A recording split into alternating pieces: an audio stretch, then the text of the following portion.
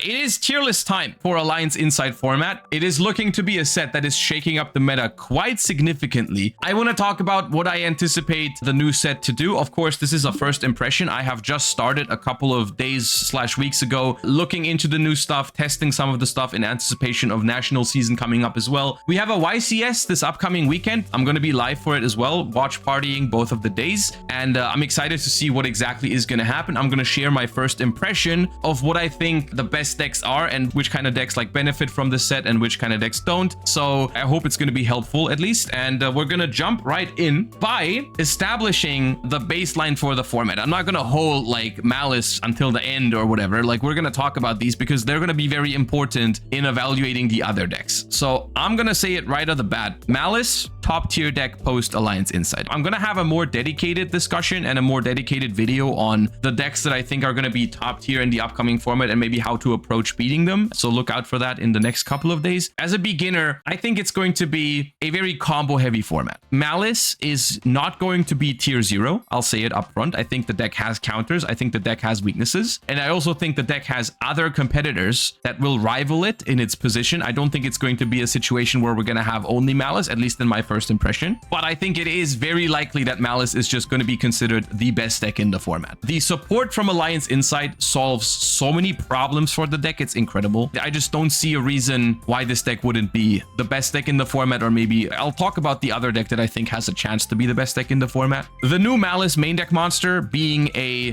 basically custom extender for the deck because it is a Malice Bestial. It gives you a Bestial access in every single one of your hands, basically. It is a Bestial that adds itself back to your hand over and over and over again, so you will never run out of your resources. You're going to put stuff onto the field. If they remove it from the field, it's going to go into the graveyard. Then the March Hare can just rebanish the White Binder. That banishes the other things and it all comes back. Not only does it get March Hare, it also gets the new spell card, which is pretty good. And it also gets the Adignister support for consistency and extension as well. And more plays under Lancia. Lancia is still a pretty good card against Malice. The support just covers so many of its weaknesses. So Malice is going to be one of the main points of the upcoming format. Like whether your deck does well into Malice or not is going to be a huge deciding factor. The other deck that is a little bit more of a question mark in my head, and I do think that Mitsurugi is good enough and maybe the only deck that rivals Malice in the absolute best deck category, maybe. Mitsurugi is a deck that I've only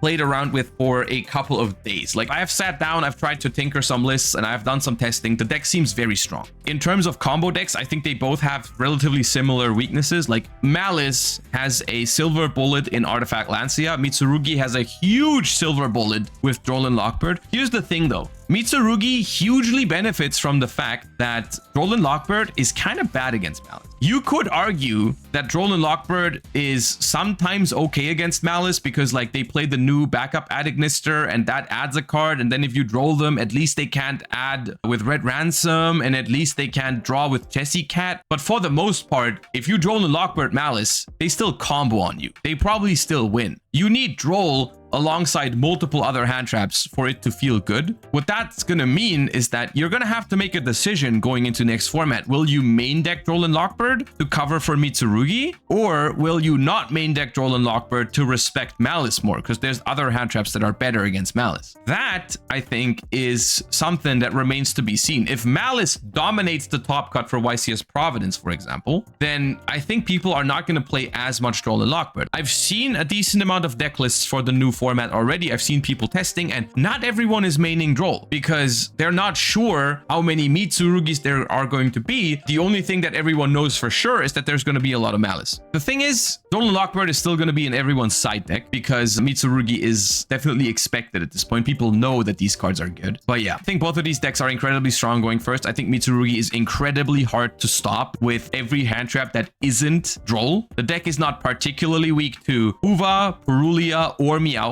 The deck is not particularly weak to Imperm Veiler. Ash Blossom is, I think, okay against it if you hit the Saji to try and stop them from getting the ritual spell, but they have a lot of other ways to get to it. opinion, the next best hand trap, but not every deck can play it, I think is Dominus Impulse against both of these decks. Here's another thing. Both Malice and Mitsurugi can play Dominus Impulse themselves, which I think makes them even better into each other. That just pushes them even further above the rest, I think, is that they're also able to play one of the best hand traps in the format. Of course, when it comes to Mitsurugi, I should say I'm kind of treating Mitsurugi Ryzeal and Mitsurugi Pure as the same deck now, because I think both of those decks are going to be rather similar. It's just, do you play a small Ryzeal package as a sort of like starter with like one Bonfire 2x and some of the other, like maybe one Sword, one Ice or whatever? That's a possibility. I think it's very close to the same deck. It's just that Pure Mitsurugi can play Dominus Impulse better and has some more room for either more engine or non-engine, but I think it's like they're very comparable. Today's video is sponsored by Grimoire Accessories, the website to go to if you're looking for unique and high quality TCG accessories. They wanted to sponsor one of my videos. I said, sure, just send me over some of the stuff so I can check it out and see if I would recommend it to my viewers. So let's take a look at some of the stuff they sent me. First off, we got these Skull deck boxes. Very cool and unique design. Very high quality as well. Very strong magnets that you only open when you really want them to open. You've got this little segment over here. It fits, these are double sleeved cards. It would fit a 60 card comfortably alongside the side deck. You've got the divider. You've got a separate compartment over here where I put my extra deck. You have a dice tray at the bottom here that holds in place with a magnet as well for dice and so on and so forth. Pretty cool. They come in different colors as well. They don't have all the colors here. I'm pretty sure there's a red one as well. And then the other thing they sent me is this playmat bag that's designed to hold your cloth playmats and keep them safe. Vegan PU leather, opens with a zipper like so. I just put a cloth playmat of my own in here, and it also has a zipper in the back in case you want to put pen and paper or dice in this one as well. Very cool aesthetic overall. So from what they've sent me, it seems pretty cool to me. Very high quality, very unique aesthetic. If you thought they were cool as well, check them out in the description down below. They're a relatively small business. They do ship worldwide, but they don't produce tons of these things. And once it's sold out, it's going to be sold out.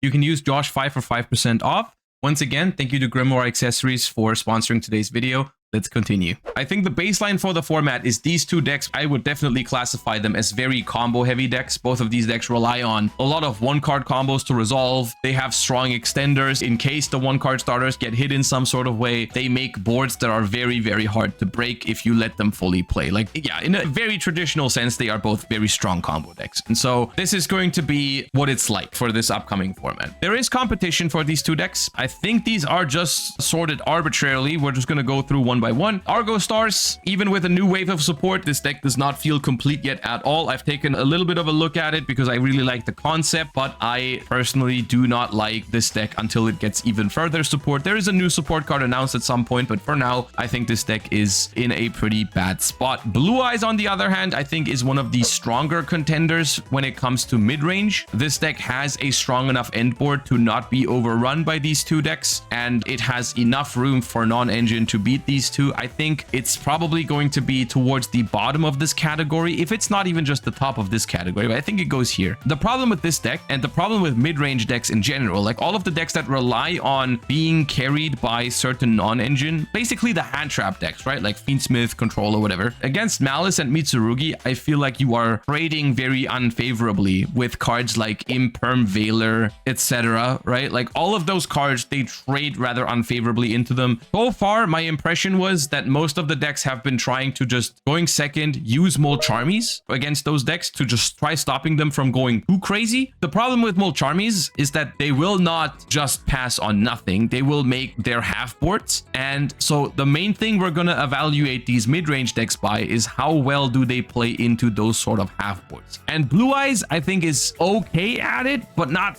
super good. So Blue Eyes definitely relies on using some hand traps to stop the decks from reaching their full potential, because it's never beating the full board. And then you got to be a little lucky to not draw your bricks, because if you draw one or two Blue Eyes bricks, then you're not going to beat the half boards either. But Blue Eyes is still very strong going first, and at least has room for non-engine when he goes second, so I think it's all right. Centurion is definitely Rogue towards the bottom of Rogue, because Centurion, like, you are so unlikely to be able to beat any half board with Centurion in this upcoming format. Cannot play any of the Dominus cards, and if your opponent ends on even the slightest thing that resembles an end board, Centurion will not be able to play through it, and it has bricks, so I don't love the position of Centurion. Chimera is, in my opinion, a deck that in theory is decently well positioned in this format. I really like decks that fulfill the following criteria: can play Molcharmies and can break boards that are made under Molcharmies, right? Like when I Fuvalos my Malice opponent and they end on like the Malice combo, or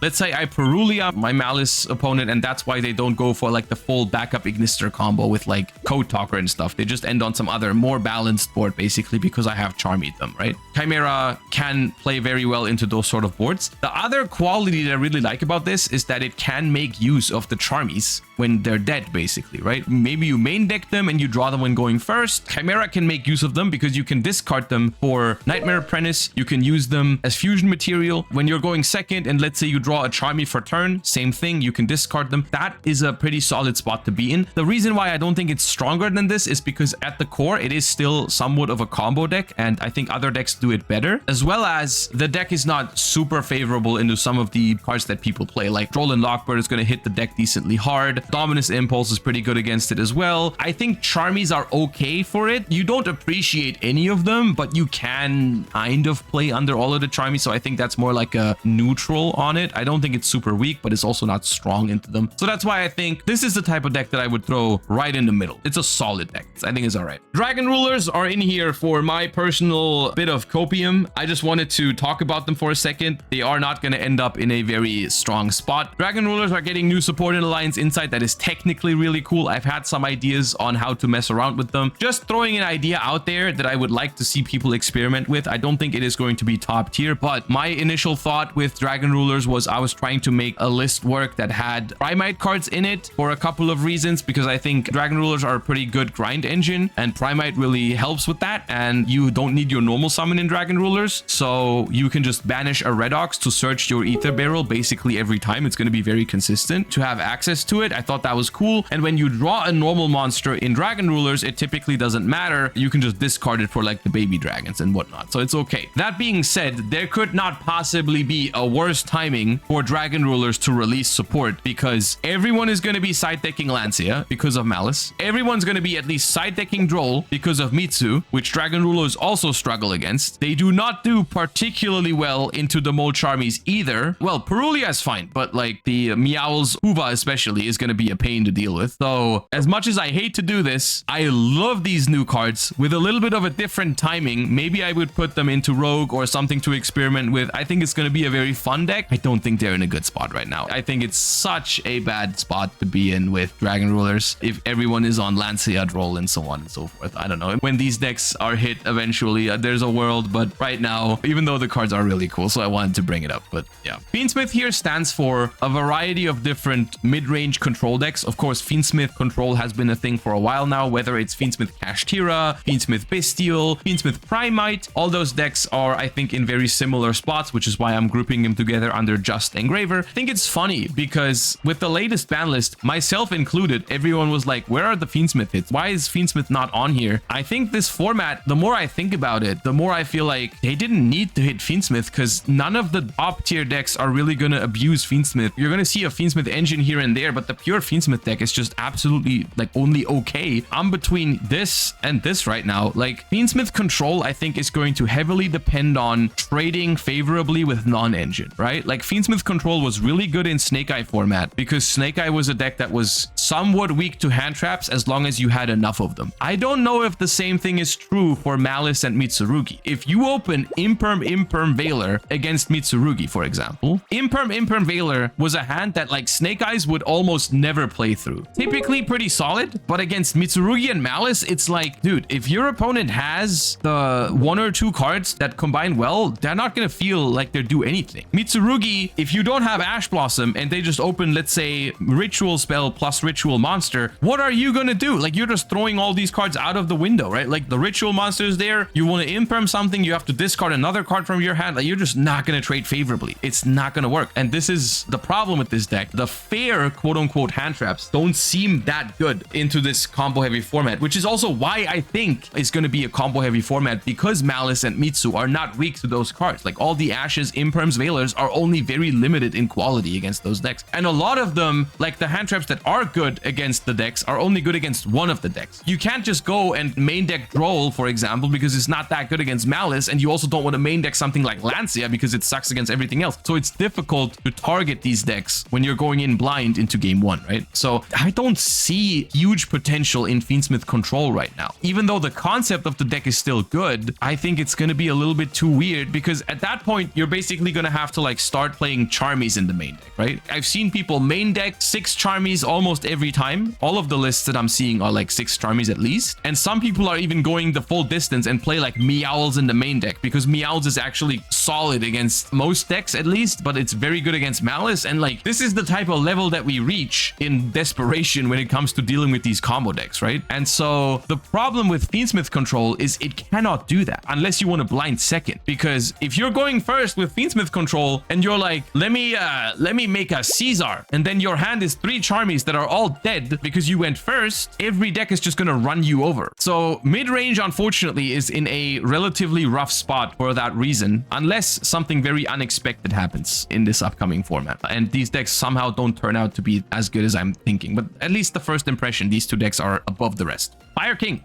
Fire King has one advantage over other mid-range decks, and that is a pretty significant one. We've also talked about it already. Fire King can play Dominus Impulse, and that I think is important. When you're talking mid-range decks with a lot of hand traps, I think one of the more important qualities is Dominus Impulse, because that is one of the few hand traps that will actually help you if you draw it like in combination of 1 or 2 hand traps only. Still, if you're not Dinkabui, I think this deck is still just down here. I think it struggles with consistency a little bit too much to be a strong contender, but it is okay. I think it's a solid deck still. I don't think it's going to be my preferred option, but I think with Dominus Impulse, it has an okay chance going second. The engine is powerful going first against Malice, because just repeatedly destroying their board is very good against Malice. Like, Malice is weak to removal, and Fire King has a lot of removal. Mitsurugi, on the other hand, I think might be a little bit tougher, but against Mitsurugi, the cool thing is that Mitsurugi cannot clear your board, right? Because Mitsurugi's main way of clearing boards is also by destroying it, and Fire King does not care. I think in that way, Fire King is fine. If this deck was a little bit more consistent, I'd be putting it up here. There's one advantage for Fire King, is that like, it doesn't care about a lot of the side deck that people are using. You know, no Lancia you don't care about and so on. But the deck definitely suffers against roll. If you start Ponix at a Sanctuary and your opponent rolls, like that's a problem, you know? So Man, I think, is in a weird position right now, because the deck is still fine, but I don't love it in this environment because it is mostly considered a mid-range hand trap deck, and I don't want to iterate over it too much. I think that is kind of awkward right now. The board it makes is fine. It is pretty good into the hand traps that people are playing, so it still goes in solid. It is like miles above Centurion in that sense. It is not good enough going second in general. It cannot break the boards that decks are making, so it's very reliant on drawing the right hand traps, and it has a fair share of trap cards in the deck that will not help you a lot when you're going second. It's not a bad deck at all. It's still, me putting this in solid right now is still way more than I anticipated before those cards came out. They definitely have surprised me in a positive way. And solid, by no means, it's not a bad evaluation, right? Like, all of these decks, basically the way I'm going about it is like, I think the main thing you're primarily going to see these decks do is like, I think they can all consistently top like regional level events, and maybe if they're lucky, top YCSs as well. The rogue decks are going to be like less popular in regional top cuts. You could definitely still do it, but I wouldn't expect them to make it into top cut at YCSs. Whereas like these decks, I wouldn't be shocked if we saw someone pilot it to a top cut finish at YCSs. Memento. Combo format is a good environment for Memento. I think Memento is in a good spot right now. It might even be up there with Malice and Mitsurugi. I'm a little bit hesitant to put it there, but I do like Memento because the deck, I think, covers pretty well for some of the things that people are doing to cover for Malice and Mitsurugi, right? Memento is not particularly weak into Molcharmi Fuvalos. Molcharmi Perulia actually can be more annoying for Memento sometimes, but even that, there's lines through it.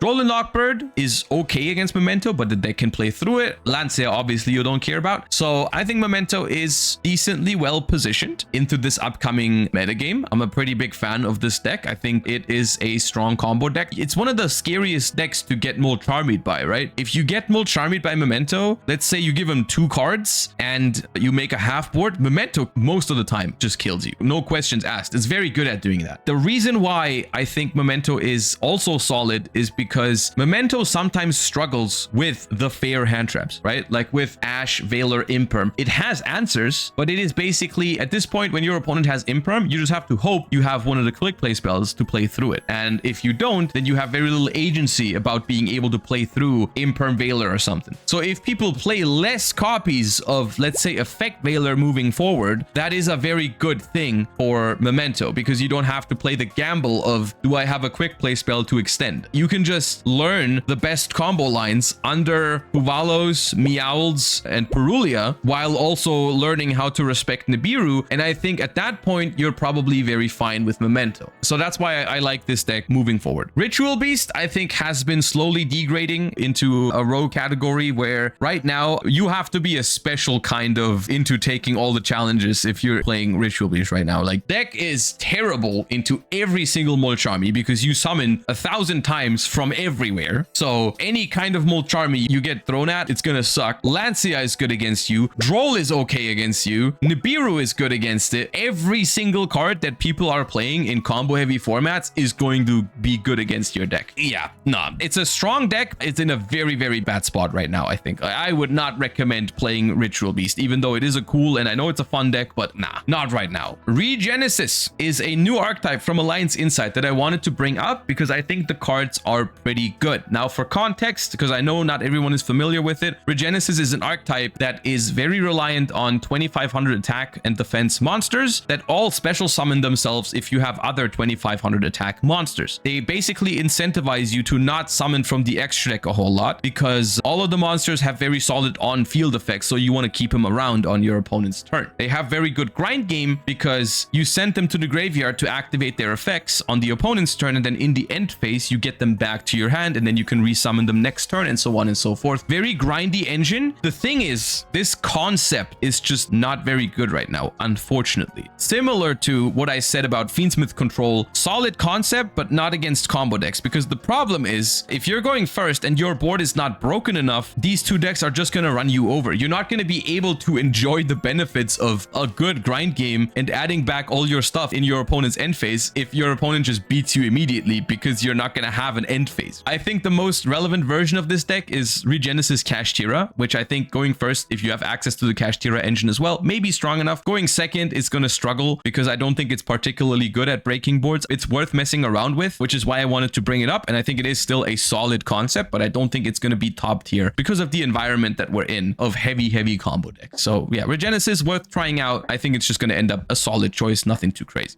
Snake Eyes. I was actually surprised to put in Snake Eyes into this tier list, to be honest, because I was also surprised by the deck even being played and performing in recent tournaments. Like, I think it was the French Open where we saw Snake Eyes in the feature match for the last round, so basically the finals, and they lost there, but it did end up being a pretty solid finisher at that regional as well. And I think also people topped in the Mexican YCS with Snake Eyes. Now, the concept of the deck is basically just good engines dot deck, right? You play Snake Eye cards, you play Fiendsmith cards, you play Kashtira cards, you just spam a bunch of bodies, and then you pair it with some hand traps, which can work in the upcoming format. I think it's not the best concept into certain Charmies or into Droll and Lockbird, so I don't think it's the best combo deck out there, but I don't hate the idea. I think it's fine. I think it's scary to go up against, but I also think there's like decent answers to it, so it's all right. Another up and coming deck in Alliance Insight, Life Twin, gets new support. When I say Life Twin, I mean Life Twin Fiendsmith, because the new Life Twin support is all about Fiendsmith synergy, because the new Life Twin, Link 1, is a Light Fiend. If you open a Life Twin combo starter, you're going to be getting access to your Life Twin combo and your Fiendsmith combo. I have looked into this deck because if you think about it, this deck screams Josh deck, right? Like grindy Fiendsmith, a deck that has some Life Twin combos on top to draw some cards, has a lot of room for non-engine. It just screamed like the kind of deck that I wanted to look into. My experience with it, unfortunately, was exactly what I was saying earlier, is that going second into the combo decks, it is just rough to be a mid-range deck that relies on hand traps, as well as there's just some unfortunate circumstances for this deck. The first thing is the deck is not good into Charmies. Furulia is fine, but Molcharmi Fuvalos is a nightmare to deal with. Even Molcharmi Meowls is pretty good against it. And both of those are going to be very popular. So I did not like that. I did not enjoy that. The other part that I found was I was actually struggling with consistency, which is a funny thing to think about because Life Twins have so many starters potentially that you're like, how can this deck struggle with consistency? Well, what I found is that the more consistent you go with this deck, the less non-engine you have. And all of a sudden, if you want the deck to be hyper consistent, you want to have like enough Life Twins to the point where you draw a Life Twin basically every single hand.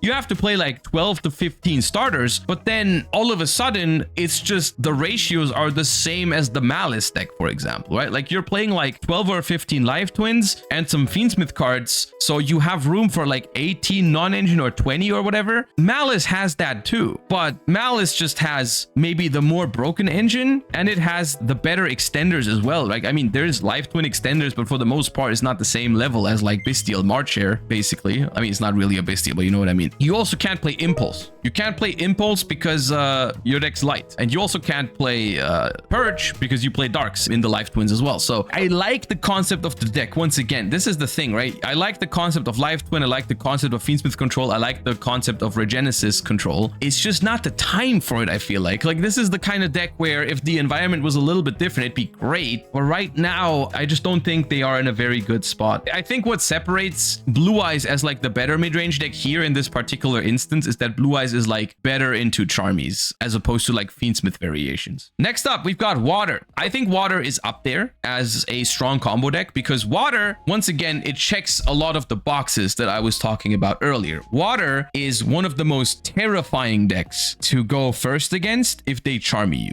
because it might be the best one out of these decks at breaking boards. If you Charmy and your opponent makes a half board, I think Mermail is one of the best decks to play into that. I think this deck is the weakest one, and that's a funny thing to say about Mermail, but I think it's the weakest one out of these combo decks going first, which I think is a problem in this upcoming format a little bit, because like when everyone else is playing Malice, Mitsu, Memento and stuff, you got to make sure your boards going first are strong enough, especially if your non-engine is mostly Charmies. If you don't have a starter, it just doesn't play at all, and I think that can be dangerous. The deck is like on the verge of inconsistent. It's like barely consistent enough. It's not about like if the deck plays, it wins. That's fine. But it's like there's more hands in this deck that just don't play, I think. Just make a go second version. On the one hand, I agree with you. I think Mermail going second is something that you could look into. I've said it before. I don't know if that's what you want to do if you're in a format where the other decks are Malice, Mitsurugi, and Memento. You know, like, do you want to blind second in this environment, dude? I don't know, man. This format is just horrible. The thing is, like, I've not been calling it that because I do think that is subjective. I personally don't love combo formats, and that's why I personally would tend to agree. I'm not super looking forward to it, but I do think it's fair enough. Like, there's some people that enjoy combo formats as well, and there's still going to be skill in this format, and there's still going to be very important decision making in deck building and stuff like that. The way I see it, I think in combo formats, the most important part happens in deck building, deck construction, and deck choice. Those are the more important factors in combo heavy formats, because some of the games are going to be unwinnable if your opponent full combos or has the right or wrong hand traps and so on and so forth. I think those are the type of things that you could, on the one hand, just complain about it and be like, yeah, I hate combo formats. This format is ass. On the other hand, you could also be looking for the issues in other spots. Maybe it's like deck choice, deck construction, and so on and so forth, right? And so I'm trying to stay positive for now, even though I'm not the biggest fan of combo formats in general, but I'm trying to find ways to maybe live with it for this format and try and find like the best combo decks and maybe find the answers if there are any. So I think it's too soon to just call it a day and be like, yep, combo format, it's terrible. There's some room for making meta calls and making good decisions in deck building and so on and so forth. Yubel. I think Yubel is a solid combo deck. I'm going to throw it towards the bottom of solid. I think it's still decent. I think the big weakness for this deck is Molcharmi Fubalos. Other than that, I think it plays pretty fine into most of the common hand traps. So going first, it should be okay. I think Yubel has one of the weakest board breaking capabilities out of the combo decks though, so that's why it goes in here. That's why I think it is significantly weaker than all of the other combo decks we've talked about so far, is because if your opponent makes somewhat of a board, Yubel is basically never breaking it. Going first, if your opponent has Fuva, it also has basically no plan B. With Malice, if you get Fuva'd, there's still combos you can go for, right? You can still do like semi-competent setups, they are not your full combo, but you're still going to end on like, you know, maybe like 1 or 2 banishes, and you can set up the new Malice quick play spell sometimes as well, even under Lancia. So like there's still boards you can make. With Yubel, your board under Fuva is Phantom Pass basically, and that's horrible. So yeah, it's still a scary deck to go up against, especially when they go first, but I don't think it's super well positioned compared to other options. Branded is rogue. Branded suffers from not having enough non-engine, and this is not the format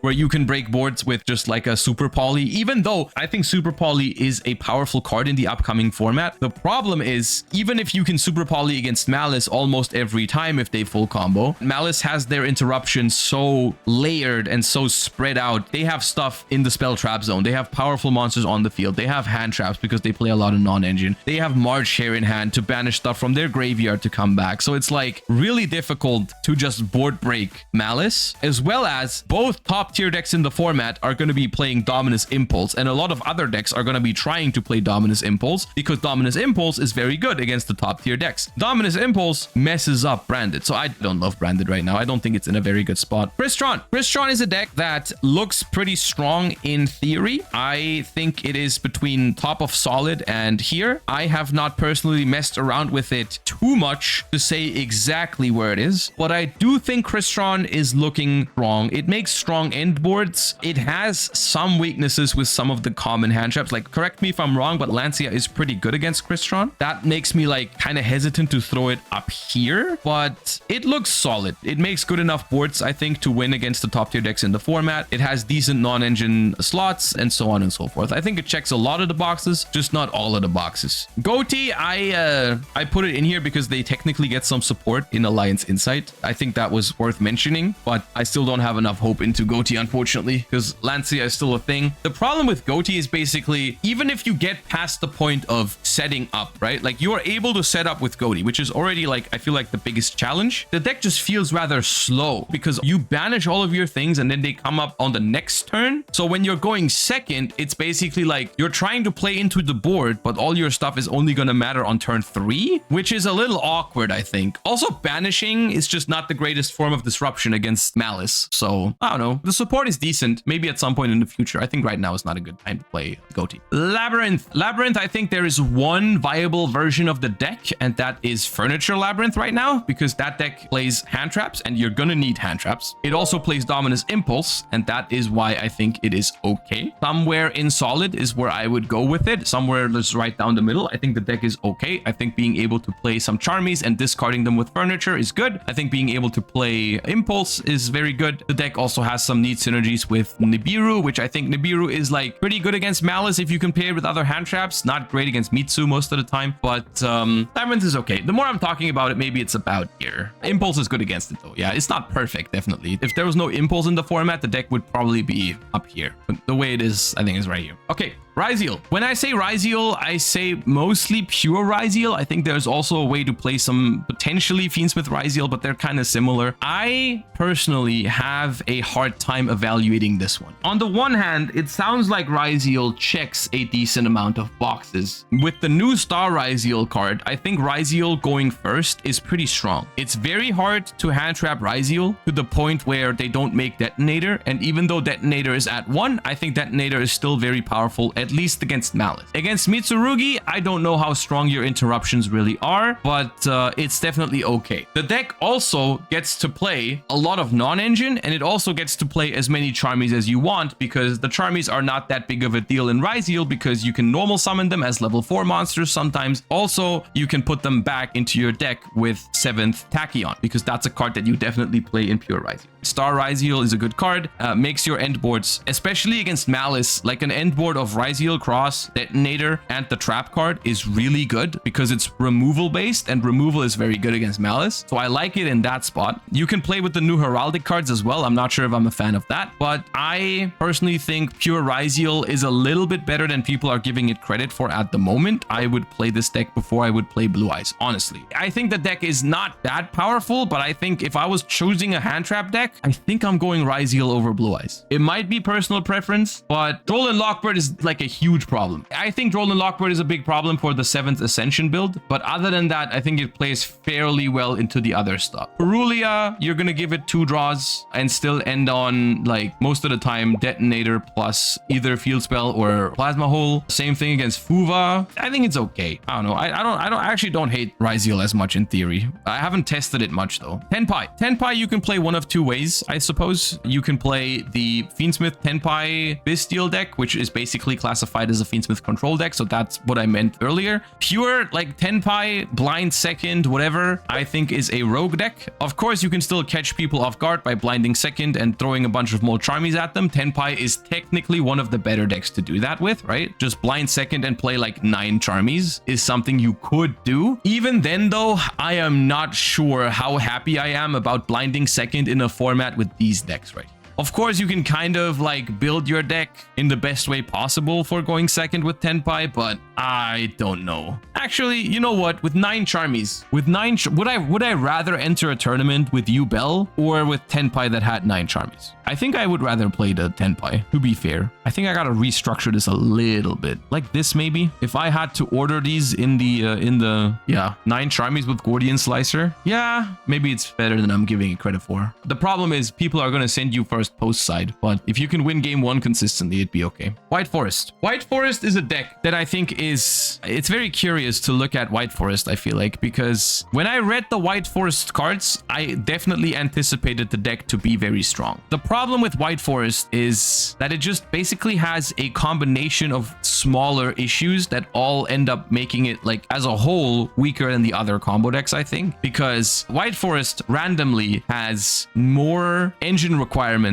than, for example, Malice and Mitsurugi, right? So like you have a bunch of random one-off spell cards or monsters that you're playing that don't start your combos but are kind of necessary to make your end boards good enough. The second thing, it is not the best at breaking boards, especially if your opponent has a decent amount of removal incorporated with the board, and the deck is pretty weak to Droll and Lockbird as well. The deck is, I think, decent into Mold Charmies because of all these spell and traps that White Forest has. Like if you're getting Fuvalos, you can just try and set up as many of those as possible with very little extra deck summons. So I think the Mold Charmies are okay against it, but not the end of the world. Basically, if I had to order these, just think Malice and Mitsu are definitely very strong combo decks. I think Memento and Mermail are chasing them for the top spot and maybe competing with it. And then I think White Forest is like the next one in line, which makes it a solid deck still. It's a very strong combo deck. It just happens to be that this format just has better combo decks, I think. This is my first impression of the format right now. I think it's a very, very combo dominated format. As you can tell, the first 4 decks in this tier list are almost all in combo decks with a lot of 1-card combos and stuff like that. And then mid-range is in a dire spot right now, at least from what I'm anticipating. Maybe there's a world where you can find a mid-range deck that can just play an absurd amount of hand traps, because at the point where you throw the 4th hand trap at Malice, like, yeah, at some point they're just going to pass the turn, right? The problem with that is which kind of deck can afford to throw 4 hand traps at Malice and then still deal with whatever's left of their end board or whatever is left of their hand traps, because all of the Mitsurugi, Malice and stuff, they have room for like 15 or 18 hand traps as well, right? So like if you hand trap them to death and they have a Dominus Impulse in hand, which deck really deals with that? Which deck really beats their opener plus Imperm or whatever? You gotta trade like 3 or 4 hand traps against like 2 or 3 starters. Like you're trading down on that. So you gotta play an engine yourself that trades up into their hand traps, which is not easy. Also, the follow-up for Malice is also crazy, right? Like if you throw 3 hand traps at Malice or something and they end up with some of their materials in the graveyard, if they have 1 March here the next turn, you're still dead. So it's difficult. Yeah.